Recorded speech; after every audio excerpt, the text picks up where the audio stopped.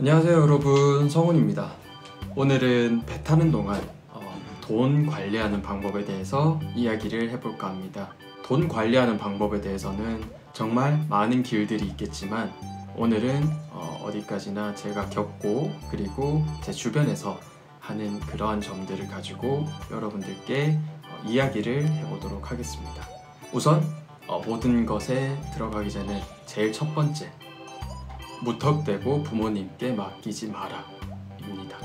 이게 무슨 소린가 싶을 수도 있는데, 만약 부모님이 자산관리사, 펀드 매니저, 회계사 혹은 부동산에 대해 매우 조예가 깊거나 이렇게 경제에 대해서 매우 뛰어나신 분들이라면 예외가 되겠지만, 그 이외의 경우에는 본인이 관리하면서 직접 배우고 경험해가는 게 매우 중요하다고 말씀드리고 싶어요. 우선 통장 관리부터 생각을 해볼까요? 통장은 우선 4개로 분리해 보도록 하겠습니다. 월급 통장, 생활비 통장, 투자 통장, 그리고 비상금 및 경조사 통장, 이렇게 4개로 나누겠습니다. 월급 통장은 말 그대로 월급을 받는 용도이고, 이 통장에서 각각의 통장으로 일정한 비율로 자동이체를 시켜서 월급 통장은 허브의 느낌으로 사용합니다.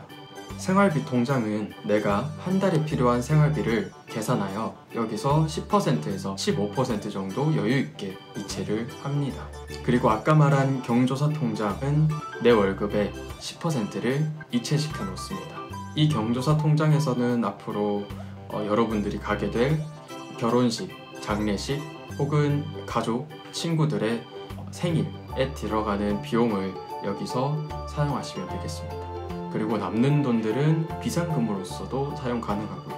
그렇게 되고 나서 나머지 모든 돈들은 투자 통장에다가 넣습니다. 이렇게 4가지로 통장을 분리했고요. 자세하게 들어가 보자면 생활비 통장에 들어가야 될 항목들입니다. 보험, 공과금, 통신요금, 넷플릭스 같은 그런 월 자동이체 항목들도 다 여기서 빠져나가게 합니다. 자, 그러고 아까 얘기했던 나머지 모든 돈들을 투자형 통장에다가 넣는다고 했는데, 투자형 통장의 사용 방법은 참 여러 가지가 있습니다. 그치만 앞서 말하자면 지금 시대는 어떠한 방식으로든 투자를 해야 하고 그래야지만이 가난해지지 않습니다. 물가는 계속해서 오르고 돈을 모아두기만 한다면 결국 미래에는 내가 모아놓은 돈의 가치는 물가를 감당하지 못하고 내 돈의 가치만 떨어지기 때문에 어떻게든 투자를 해서 불려나가야 된다고 말하고 싶습니다. 그럼 투자형 통장 사용 방법에 대해서 몇 가지 이야기를 해볼게요. 증권사에 주식용 계좌를 만들고 돈을 넣어둡니다. 여기에서도 증권사에 보면 CMA 통장, RP 통장 등등 여러 개가 있는데, 여러분들께는 어떤 걸 만들어도 상관없다고 말씀드리고 싶습니다. 왜냐면 이 단계에서 나오는 이율 0. 몇몇 %, 그 차이는 큰 차이가 없고, 그리고 추후에 주식에 투자하면서 얻는 수익에 비하면 매우 작기 때문에 초기에 CMA를 할지 RP를 할지 어떤 걸 할지 너무 오랜 시간 고민하지 말라고 얘기해주고 싶습니다. 주식 통장에 돈을 넣어두었다면 주식에 투자를 하는 방법도 배 타는 사람들에게 조금 초점을 맞추어서 더 맞는 방법을 생각해 보았습니다. 배 타는 사람들은 매일 장 개장 시간에 맞춰서 사고 팔기에는 힘든 여건 속에 지내기 때문에 일반적인 방법으로 주식을 하면 되려 스트레스만 받을 수 있습니다. 그래서 제가 추천하는 방법은 다음 2가지입니다. 첫 번째는 초보자용으로 시작하기에 매우 간편한 방법이 있습니다. 로보 어드바이저라는 AI를 사용하는 어플들을 이용하는 겁니다. 그 어플 중에는 에임, 핀트 어플들을 이용하여 AI가 시장의 흐름에 맞춰 내가 설정해 놓은 성향, 예를 들어 공격적인 성향, 수비적인 성향에 맞춰 AI가 자동으로 사고 팔고를 해주는 시스템입니다. 물론 어플에 따라 소정의 이용료를 지불하고 조금 더 체계적인 AI를 사용할 수도 있습니다. 아직 주식이 처음이고 투자가 처음인데 은행에 돈을 맡기는 것보다는 조금 더 이자를 얻고 싶다, 주식을 매일같이 보고 있고 싶지는 않지만 그래도 내 돈을 투자해보고 싶다 라는 분들에게는 이 방법이 좋다고 얘기를 해주고 싶습니다. 2번째는 개인적으로 주식을 투자하는 건데요. 배 타는 분들에게는 무조건적으로 장기 투자를 하라고 말씀드리고 싶습니다. 배 타는 사람들은 단타를 치거나 급등주, 테마주에 관심을 가져서 그걸로 이득을 보기에는 정보 전달력도 느리고 배에서 주식을 사고 팔기에도 시스템적으로 육상보다 느릴 수밖에 없어서 이건 아무래도 승산이 없다고 생각을 합니다.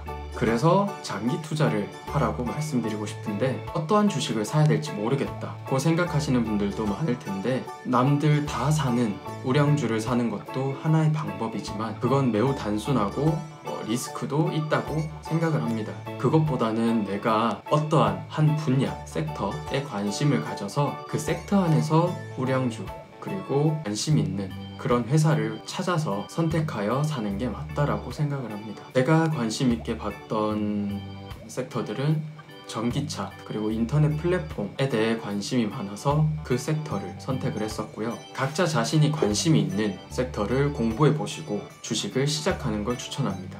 이렇게 공부를 하고도 주식을 시작해서 잃을 수도 있고 분명 내가 사자마자 떨어지는 걸 경험할 수도 있습니다. 그치만 내가 이 분야에 대해 관심도 공부도 안 했었더라면 떨어지는 것에만 집중하여 불안하거나 마냥 낙담했을 수도 있습니다.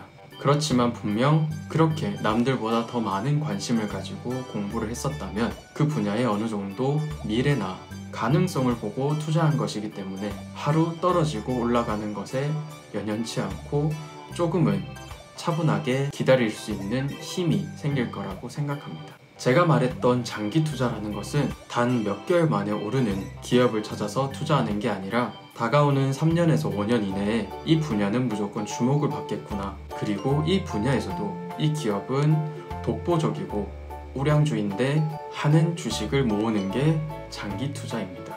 그리고 방법적인 것도 이야기하자면 저는 아까 얘기했던 투자형 통장에서 제가 생각한 기업 몇 군데를 이 기업 몇 퍼센트, 저 기업 몇 퍼센트 그렇게 매달 일정한 날에 매수하는 편입니다. 이러다 보면 분명 며칠 차이로 더 비싸게 사기도 하고 싸게 사기도 하는데 이게 몇 달씩 쌓이다 보면 그 차이는 그렇게 크지 않다고 생각을 합니다. 물론 요즘에는 한창 다들 투자하는 시기라 지금 사기에는 늦은 그런 기업들도 있고 지금이 매우 상한가인 기업들도 있겠지만 그런 몇몇 기업들을 제외하고는 매달 분할 매수하는 것을 추천하고 그 분할 매수에서도 한 기업에만 몰빵을 하는 것이 아닌 여러 기업에 분할해서 매수하는 것을 추천합니다. 이게 국내 주식이든 해외 주식이든 이건 여러분들의 선호도에 따라 다르고요. 저 또한 처음에는 첫 번째로 말씀드린 로보 어드바이저를 통해 시작을 했었고 그렇게 점점 투자하는 것에 관심이 생기다 보니 두 번째 방법으로 스스로 공부하면서 투자를 시작하게 되었습니다. 그래서 제가 생각하기에는 배 타는 사람들은 쉽게 부자가 될 수 있다고 생각을 합니다. 왜냐하면 배 타면서 받은 월급에서 투자금의 크기가 일반 회사원들과는 2배 이상 차이가 나고 그 시드머니의 크기가 그렇게 다르게 되면 분명 불려나가는데도 시간도 훨씬 단축되고 큰 돈이 되는데 어렵지 않다고 생각을 합니다.